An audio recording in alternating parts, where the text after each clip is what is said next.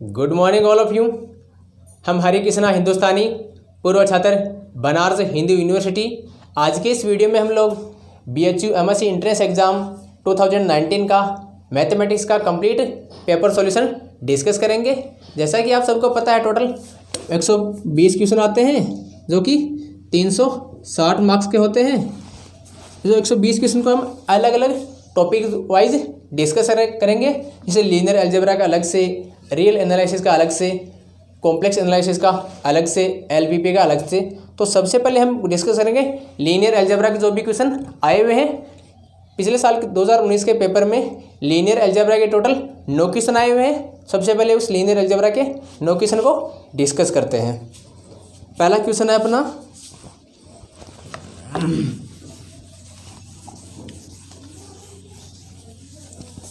अपना पहला क्वेश्चन बोल रहा है which of the following is correct statement.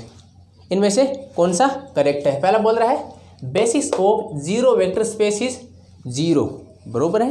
लेकिन हमें क्या पता है, सिंपल सा सब लोग जानते हैं कि जीरो वेक्टर स्पेस है, उसका बेसिस क्या होता है 5 सेट, ओनली 5 सेट। लेकिन ये तो क्या है, ये सेट 5 है क्या, नहीं, इसमें तो जीरो एक एलिमेंट है। इसका मतलब ये स्टेटमेंट करेक्ट नहीं है, तो इसको डिस्कार्ड कर दीजिए।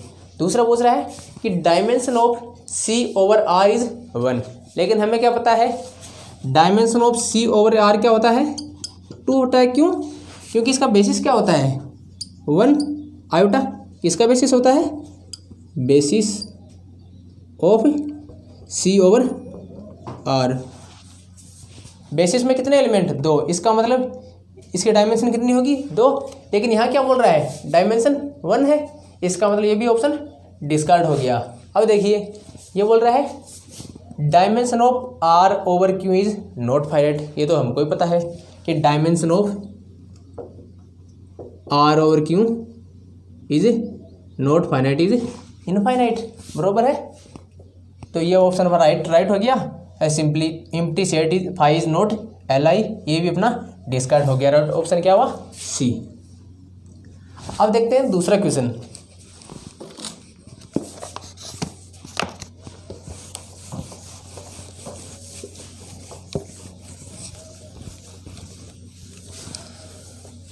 जीरो वन बरोबर है। अब देखते हैं इसका सॉल्यूशन क्या होगा। एक P2R क्या होता है, एक वेक्टर स्पेस होता है of polynomials of degree at most 2, बरोबर है। ये इसका बेसिस है। ये सिमिलर R2 एक वेक्टर स्पेस है जिसका बेसिस ये है। ये अपने कोई लीनियर ट्रांसफॉर्मेशन डिफाइन कर रखी है। हमें पूछा है इस लीनियर ट्रांसफॉर्मेशन का मैट्रिक्स रिप्रेजेंटेशन क्या होगा S1 to S2। अब देखिए ये क्या है P2X2 R3 है, सॉरी R2 है। इसके बेसिस में कितने एलिमेंट, ये डायमेंशन कितनी 3, इसके डायमेंशन 2। इसका मतलब जो भी अपना मैट्रिक्स होगा, हम जानते हैं अगर T कोई n डायमेंशन स्पेस है, m डायमेंशन स्पेस में कोई लीनियर ट्रांसफॉर्मेशन हो, तो इसका बेसिस मैट्रिक्स रिप्रेजेंटेशन क्या होता है m क्रॉस n टाइप का होता है, सही है। तो ये कितने हैं 3 डायमेंशन से 2 डायमेंशन में है, इसका मतलब 2 क्रॉस 3 का होगा, बरोबर है। तो 2 क्रॉस 3 का इनमें से होगा, या तो ये होगा या ये 4 तो हो ही नहीं सकता, बरोबर है। अब चलिए देखते हैं इनमें से कौन सा होगा। ये मैट्रिक्स रिप्रेजेंटेशन कैसे निकालते हैं S1 to S2। सबसे पहले S1 का एक एलिमेंट लो, उनकी इमेज निकालो और उनको S2 के एलिमेंट के लीनियर कॉम्बिनेशन में एक्सप्रेस करो और जो कोफिशिएंट आएंगे उनका कॉलम बना दो। चलिए देखते हैं। नाउ T ऑफ S1 का एलिमेंट 1, Px किस गए 1 रखो। Let Px is equal to 1, then T of 1 is equal to क्या आएगा P of 0, P of 1, P of 0 भी 1, P ऑफ 1 भी 1। ये अपना 1 आ गया 1। इसको क्या लिख सकते हैं 1 इंटू 1 0 प्लस 1 इंटू 0 1। क्या S2 के एलिमेंट के लीनियर कॉम्बिनेशन में कोफिशिएंट क्या आया 1 1, तो इसका पहला कॉलम बना दो जी। Matrix representation of T S12 S2। पहला कॉलम क्या आएगा, ये कोफिशिएंट 1 1 1 1। अब देखिए यहाँ से इसमें 1 1 नहीं है, ये भी डिस्कार्ड हो गया। ये दूसरा ऑप्शन क्या है, इसमें भी 1 1 नहीं है, तो ये भी डिस्कार्ड हो गया। तीसरा यहीं से ट्रू हो गया, पूरा आपको सॉल्यूशन करने की ज़रूरत नहीं है, और मैं तो पूरा सॉल्यूशन कराऊंगा ताकि आप पूरा कंसेप्ट क्लियर देख सको।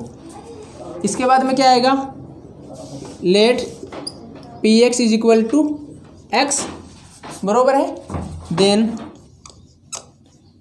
T of X is equal to क्या आएगा, P of zero is equal to 0, P of 1 is equal to 1, ये लो जी 1, this equal to 0 into 1 0 plus 1 into 0 1। क्या किया हमने, एक्स की इमेज निकाली और जो भी एलिमेंट है उनको S2 के एलिमेंट के लीनियर कॉम्बिनेशन में लिख दिया, और जो भी कोफिशिएंट है उसका दूसरा कॉलम बना दिया। क्या आया, 0 1 0 1। ठीक है, अब देखिए तीसरा एलिमेंट क्या बचा, एक्स स्क्वायर। अब चलिए एक्स स्क्वायर ले लेते हैं, P of X is equal to X square, then T of X square is equal to क्या आएगा, P of zero is equal to 0, P of 1 is equal to 1, ये लो जी 1। सिमिलरली ये भी क्या आएगा, 0 1 0 प्लस 1 0 1। जो भी अपने कोफिशिएंट आएंगे इनके 0 और 1, इनको कॉलम बना दो 0 और 1। तो अपना राइट ऑप्शन क्या हुआ, 1 1 0 1 0 1। ये वाला हमने पहले ही डिस्कस कर लिया। क्यों, यहीं से पता लग गया। जब आप ऑब्जेक्टिव टाइप क्वेश्चन लगाते हो तो पूरा सॉल्यूशन निकालने की जरूरत नहीं रहती, आपको तुरंत दिमाग चलना चाहिए कौन सा ऑप्शन हो सकता है, वही तुरंत लगाओ और आगे बढ़ो। अब बात करते हैं तीसरे क्वेश्चन की।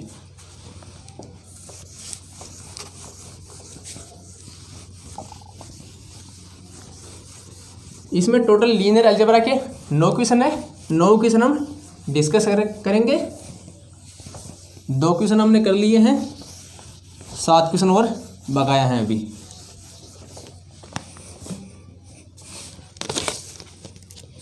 तीसरा क्वेश्चन बहुत कॉमन क्वेश्चन है, बड़ा सरल सा है।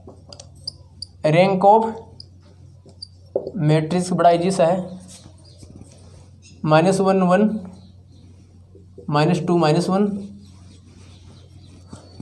1 4 3 -1 -4 -3 2 4 4 1 2 2। ऑप्शन ए है 4, बी है 3, सी है 2 और डी ऑप्शन कितना है अपना 1। ठीक है, अब निकालते हैं इसकी रैंक। अब रैंक का पता आपको कैसे निकालते हैं, पहले इस मैट्रिक्स को रो एक्लन फॉर्म में चेंज कर लो। Solution A is equal to -1 1 -2 -1 1 -1 2 1 4 -4 4 2 3 -3 4 2। सबसे पहला काम क्या अपना, इसको रो एक्लन फॉर्म में चेंज करना। इसका मतलब इसके नीचे वाले एलिमेंट 0, इसके नीचे वाले एलिमेंट सारे 0, इसके नीचे वाले एलिमेंट सारे 0, इसके नीचे वाले एलिमेंट सारे 0। चलिए देखते हैं। अब देखो R3, अब देखिए R2 में R1 जोड़ दे तो ये 0 बन जाएगा। ठीक है, तो R2 प्लस R1, एक तो ये लगा दिया, दूसरा क्या लगाए, R3 है, R1 को 4 से मल्टीप्लाई करके R3 में जोड़ दें, अपना काम हो सकता है। ये लो जी 4R1 plus R3। Similarly R4 है,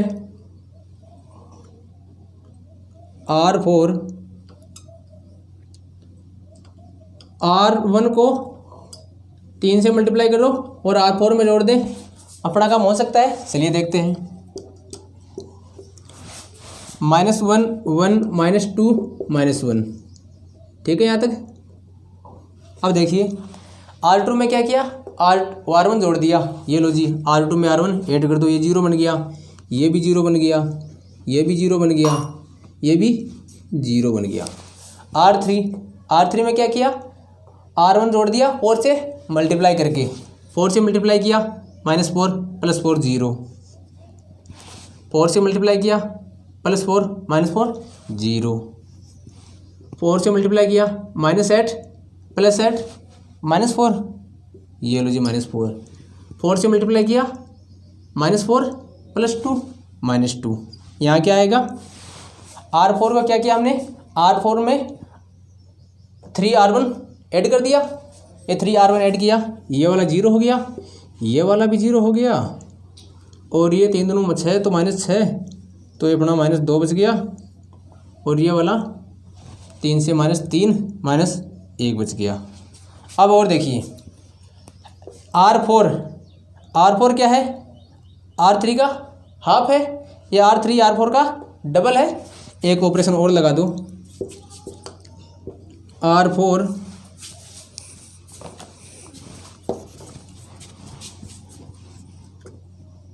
=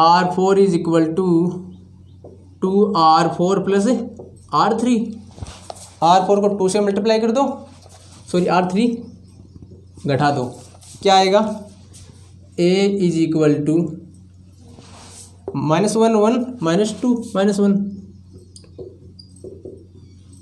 ये 0 0 0 0 आएगा, ये 0 0 -4 -2, ये आएगा 0 0 0 0।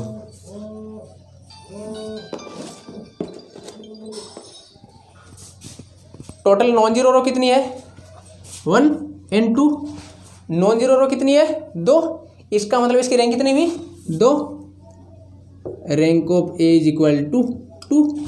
ये 2 कौन से ऑप्शन में, ऑप्शन सी में, इसका राइट ऑप्शन आंसर क्या हुआ, ऑप्शन सी। अब चलते हैं अपन 4th क्वेश्चन की ओर।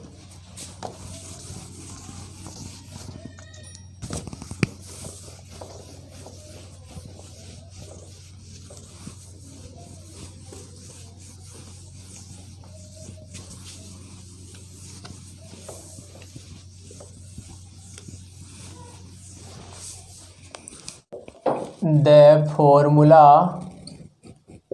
of adjoint T of a linear transformation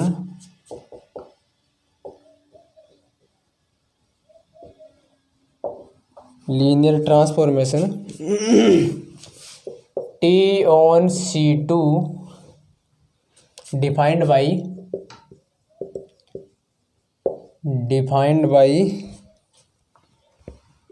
alpha eta plus 2 beta alpha plus beta। First option है T star of alpha beta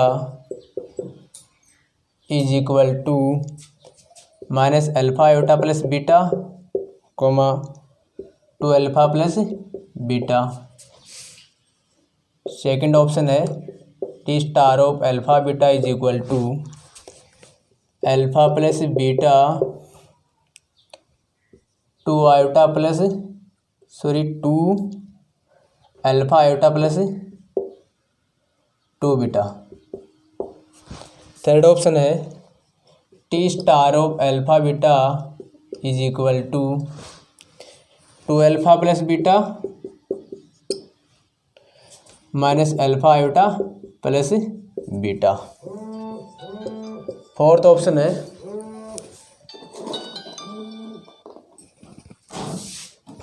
है T star alpha beta is equal to minus alpha iota plus beta alpha iota plus 2 beta. अब देखते हैं ये question बोल रहा है, सबसे पहले बात करते हैं एडजॉइंट ऑफ टी क्या होता है। एडजॉइंट ऑफ लीनियर ट्रांसफॉर्मेशन, अगर टी कोई V2V लीनियर ट्रांसफॉर्मेशन है, बरोबर है, तो if T of U V is equal to U T star of V for all U V belongs to V. अगर ऐसा कोई रिलेशन है तो T star and T star ये क्या कहलाता है, एडजॉइंट ऑफ टी, बरोबर है। अगर टी यू वी इसका inner product is equal to inner product of U and T star V, then T star is called adjoint of T. ठीक है, अब निकालते कैसे हैं, पहले क्या करेंगे हम, इस लीनियर ट्रांसफॉर्मेशन टी है इसका मैट्रिक्स रिप्रेजेंटेशन निकाल लेंगे। फिर क्या करेंगे, इसका एडजॉइंट, सपोज करो ए क्या हुआ, इसका टी का मैट्रिक्स रिप्रेजेंटेशन आ गया, तो हम ए स्टार क्या कहलाएगा, ए स्टार एडजॉइंट ऑफ ए। ये जो ये क्या आएगा, ये जो इसका मैट्रिक्स रिप्रेजेंटेशन आएगा इसका क्या करेंगे, पहले तो ट्रांसपोज लेंगे, ठीक है, फिर क्या कर लेंगे, इसका कंजुगेट ले लेंगे, ट्रांसपोज कंजुगेट, ए स्टार आ गया, फिर ए स्टार से इसके करस्पॉन्डिंग हम लीनियर ट्रांसफॉर्मेशन निकालेंगे। चलिए देखते हैं कैसे निकालते हैं।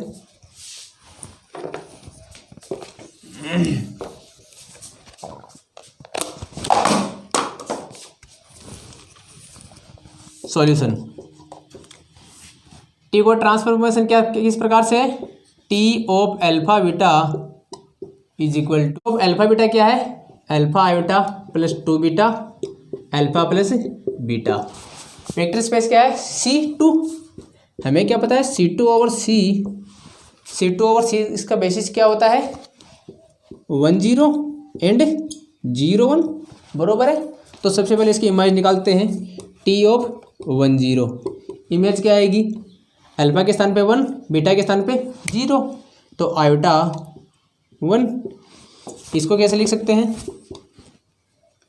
1.10 सॉरी आयोटा मल्टीप्लाई 1 0 प्लस 1.01, ठीक है।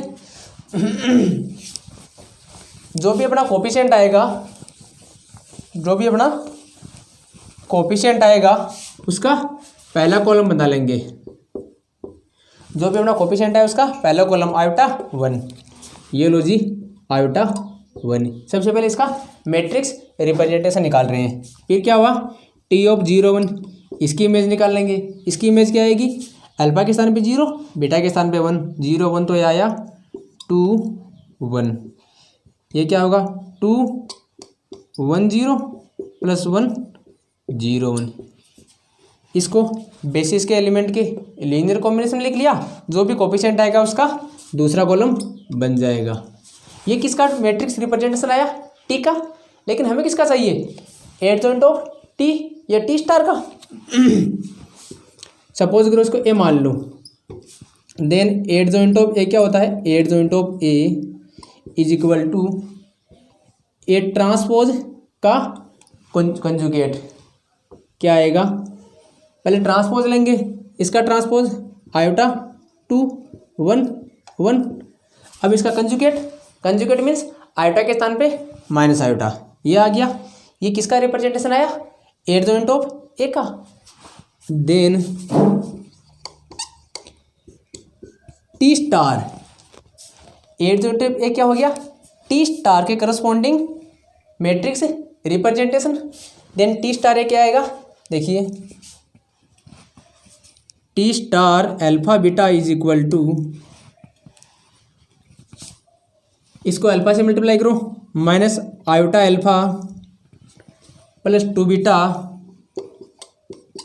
बीटा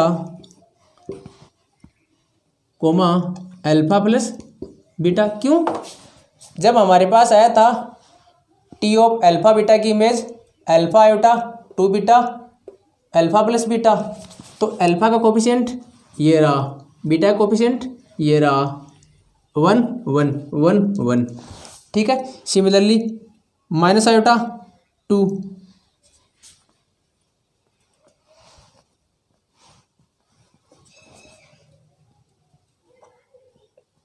आयोटा 2 1 1 तो माइनस आयोटा 1,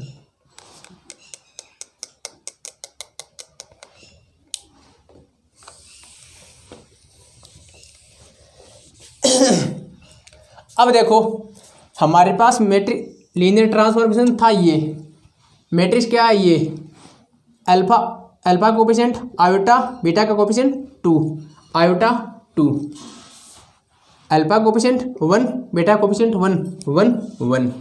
सिमिलरली यहाँ देखिए लीनियर ट्रांसफॉर्मेशन क्या होगा, T star of alpha beta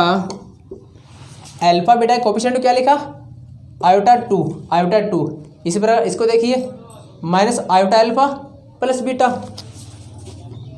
minus iota alpha plus beta and 2 alpha plus beta, 2 alpha plus beta, बरोबर है।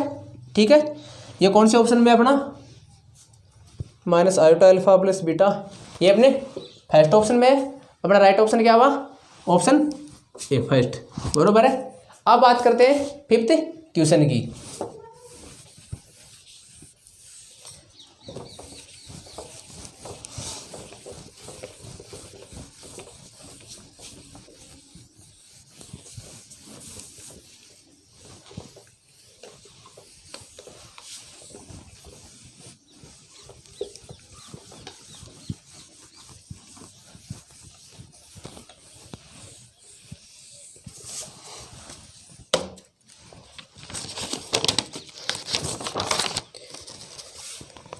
फिफ्थ क्वेश्चन बोल रहा है let T R2 to R2 be a linear transformation, LT means linear transformation defined by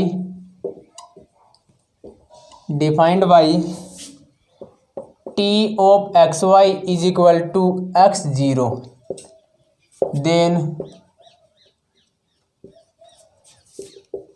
characteristic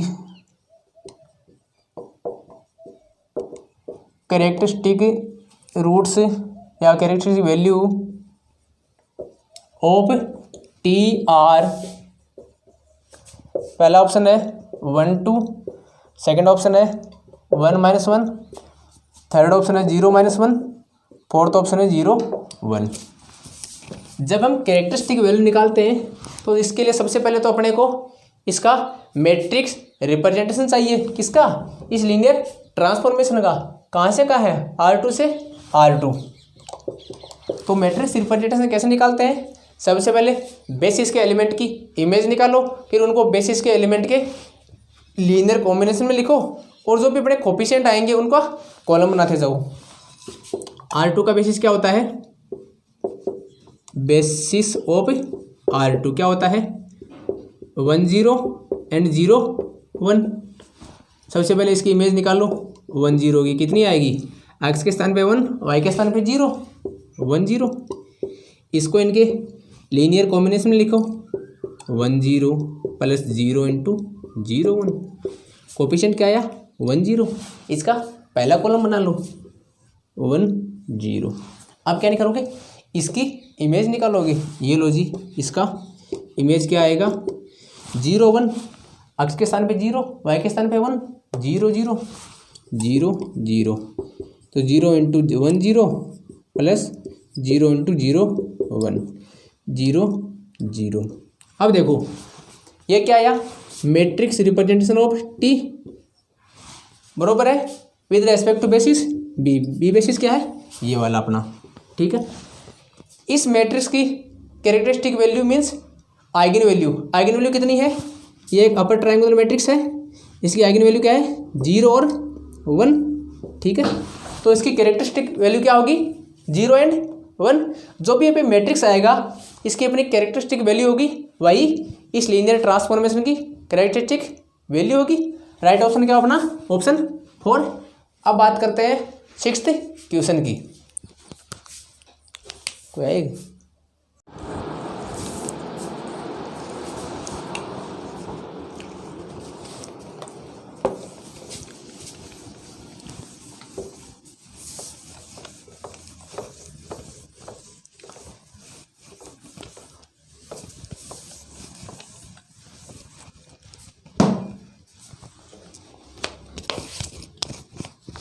अब दो question एक साथ लिखते हैं।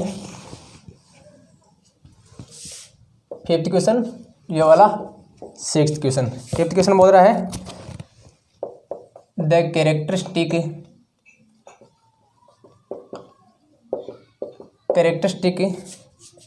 Value of 3x3 real matrix A are -1 1 0, then first option बोल रहा है A cube is equal to identity matrix of 3x3। B option बोल रहा है A cube is equal to 0। C option बोल रहा है A square is equal to A. D option बोल रहा है A cube is equal to A. बड़ा सिंपल सा क्वेश्चन है, बस रहते हो अपने को कैरेक्टरिस्टिक इक्वेशन या पोलिनोमियल पता होना चाहिए। ठीक है, अगर कोई 3x3 मैट्रिक्स है तो उसका कैरेक्टरिस्टिक इक्वेशन क्या होता है? Characteristic equation of A 3x3 matrix in x is equal to x minus इसका फर्स्ट आइगन वैल्यू क्या है? -1 x minus second eigen value 1, third eigen value x minus 0। अगर कोई भी 3x3 मैट्रिक्स है, उसकी आइगन वैल्यू है अल्फा बीटा गामा, तो उसका कैरेक्टरिस्टिक इक्वेशन क्या होगा? Characteristic equation of A x minus alpha, x minus beta and x minus gamma. Similarly तो इसका कैरेक्टरिस्टिक इक्वेशन क्या हुआ? ये क्या आया? X plus 1 x minus 1 into x, this is nothing but x into x square minus 1। और केली Hamilton theorem क्या बोलती है? केली हैमिल्टन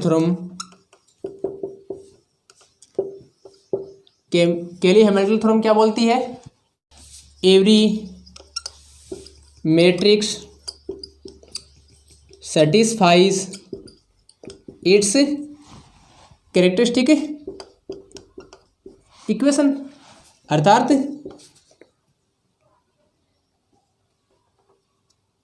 ए एक्स के स्थान पे क्या रखो? A square minus identity matrix is equal to 0। क्यों? एक्स के स्थान पे ए पुट करेंगे तो सेटिस्फाई करेगा, मीन्स इसकी वैल्यू 0 आ जाएगी। यहाँ हमने आई क्यों लिखा? अगर यहाँ 1 पुट करते तो ये इनवैलिड इक्वेशन होती। क्यों?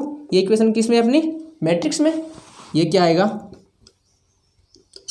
ए cube minus A is equal to 0, this implies A cube is equal to A. ये अपने कौन से ऑप्शन में है? A cube is equal to A, option D में। इसका आंसर क्या हुआ? Option D. अब 6th क्वेश्चन की बात करते हैं। 6वां क्वेश्चन बोल रहा है for a unique solution of the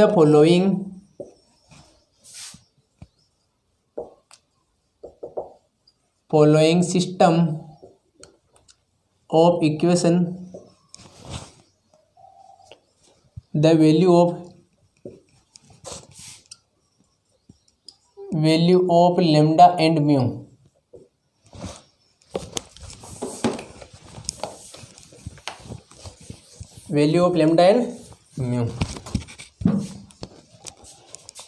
x plus y plus z is equal to 6, x plus 2y plus 3z is equal to 10, x plus 2y plus lambda z is equal to mu। ठीक है, पहला option है option A, lambda is equal to 3, mu is equal to 10। Second option है lambda is not equal to 3, mu is equal to 10। Option C है lambda is not equal to 3, mu is not equal to 10। Option D है lambda is not equal to 3 और mu क्या है?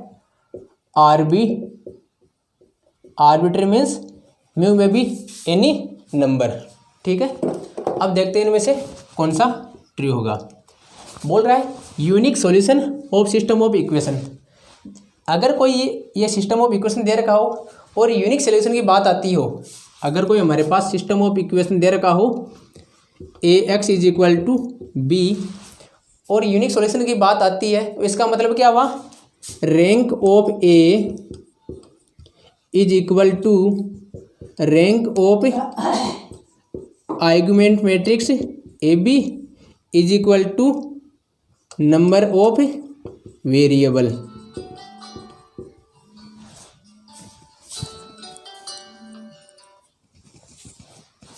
Number of variable या number of columns of A.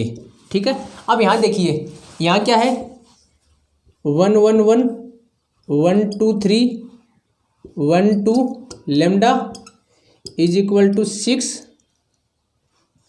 X Y Z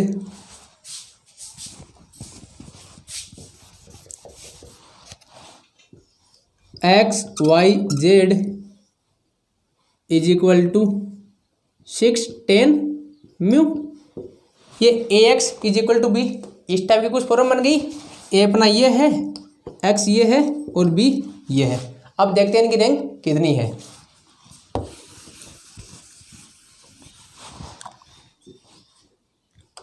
A is equal to ए क्या है अपने पास 1 1 1 1 2 3 1 2 lambda.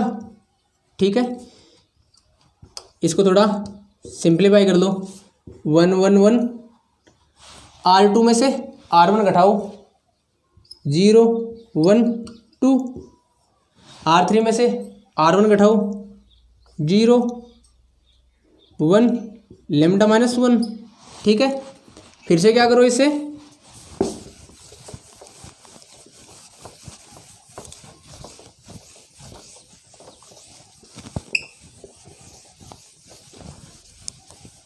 अब क्या करो R3 है, R3 में से R2 घटाओ, ये लो जी क्या आएगा 1 1 1 0 1 2 0 0 लेमडा माइनस 3 बरोबर है। इसकी रैंक कितनी होनी चाहिए, रैंक ऑफ सॉरी इसकी रैंक कितनी होनी चाहिए, नंबर ऑफ वेरिएबल हो या नंबर ऑफ कॉलम ऑफ ए। अगर इसकी रैंक 3 हो तो लेमडा इज इक्वल टू क्या नहीं होना चाहिए, lambda is not equal to 3। अगर लेमडा इज इक्वल टू 3 हो जाएगा तो इसकी रैंक कितनी हो जाएगी 2 और इसके लिए यूनिक सॉल्यूशन एग्जिस्ट नहीं करेगा। तो इसकी रैंक कितनी होनी चाहिए, नंबर ऑफ कॉलम ऑफ ए 1 2 3। अगर इसकी रैंक 3 होना चाहिए तो lambda is not equal to 3। इसका मतलब ये ऑप्शन डिस्कार्ड हो गया। ऑप्शन बी सी और डी इनमें से कोई एक होगा। अब क्या निकालेंगे, argument matrix I rank of A is equal to 3 for lambda is not equal to 3। Now अब क्या करेंगे, हम जो भी अपना आर्गुमेंट मैट्रिक्स है इसकी हम रैंक फाइंड आउट करेंगे 1 1 1 1 2 3 1 2 lambda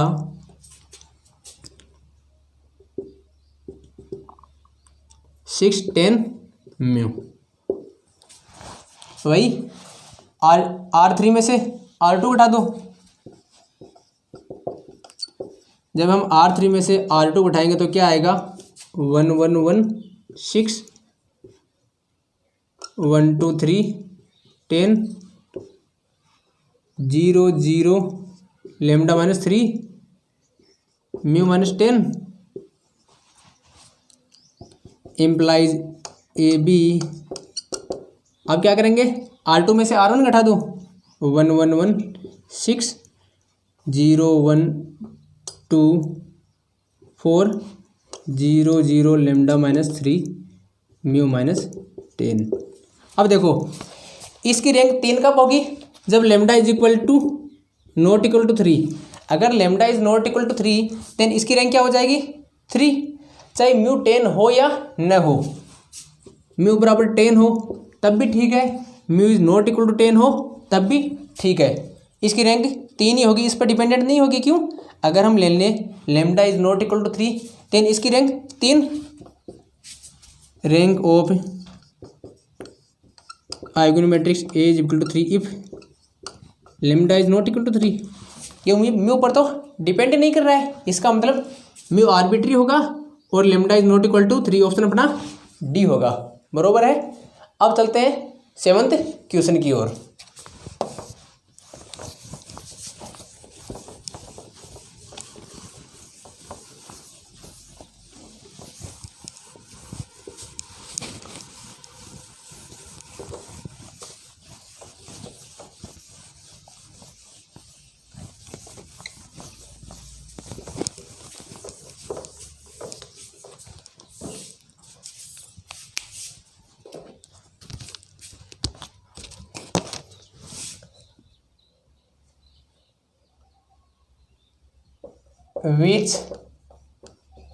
which one of the following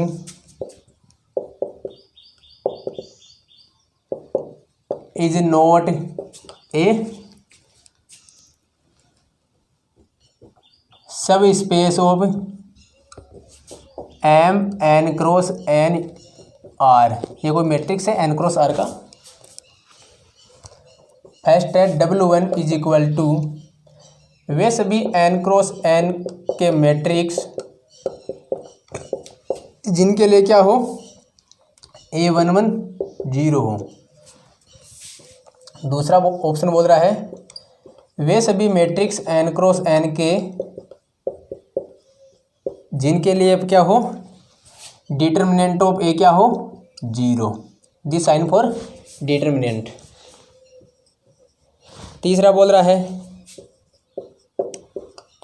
वे सभी n क्रॉस n के मैट्रिक्स जिनके लिए क्या हो, ट्रेस ऑफ A क्या हो, 0, TR फॉर ट्रेस। चौथा बोल रहा है W4 इज इक्वल टू, वे सभी मैट्रिक्स n क्रॉस n जिनके लिए क्या हो, A की पावर A ट्रांसपोज क्या हो, A। बड़ा इंपॉर्टेंट क्वेश्चन है, नेट केवल इसमें BHU इंट्रेंस में, ये IIT JEM CSIR नेट बहुत से एग्जाम में पूछा जाता है। चलो इसको देखते हैं। अब फर्स्ट ऑप्शन की बात करते हैं, ठीक है। फर्स्ट ऑप्शन की बात करें, मान ले कोई मैट्रिक्स A है, इसका A11 0 है, ठीक है।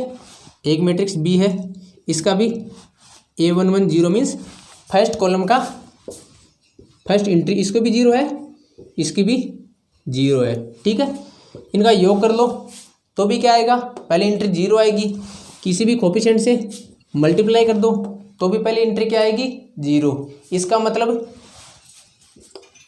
A plus B equal to W1, alpha A belongs to W1 for all A B belongs to W1 and alpha belongs to R। दोनों कंडीशन फुलफिल हो रही है, इसका मतलब ये तो सब स्पेस है। ये अपने को क्या पूछा है, नॉट ए सब स्पेस, तो ये तो ऑप्शन अपना डिस्कार्ड हो गया। अब देखते हैं, अब दूसरे ऑप्शन की बात करते हैं। ये क्या बोल रहा है, determinant of A is equal to 0। चलिए ठीक है, देखते हैं। मान लो A कोई मैट्रिक्स किससे है, W2 से है, और B भी मैट्रिक्स क्या है, W2 से है, ठीक है। अब देखिए हमने ले लिया A इज इक्वल टू 1 0 0 0 और B इज इक्वल टू क्या ले लिया, 0 0 0 1। डिटर्मिनेंट ऑफ A क्या है, 0 है, डिटर्मिनेंट ऑफ B भी क्या है, 0 है। इसका मतलब ये दोनों W2 के एलिमेंट है, लेकिन A प्लस B ये क्या हो जाएगा, देखिए 1 0 0 1 1 0 0 1 इनका योग, और इसका डिटर्मिनेंट क्या है, determinant of A plus B equal to 1। ये तो 0 नहीं है, इसका मतलब A B belongs to W2 but A plus B doesn't belongs to W2। इसका मतलब W2 इज नॉट ए सब स्पेस। ये ऑप्शन अपना राइट हो गया, क्योंकि अपने को नॉट ए सब स्पेस पूछा है और आगे वाले पर डिस्कस करने की जरूरत नहीं है।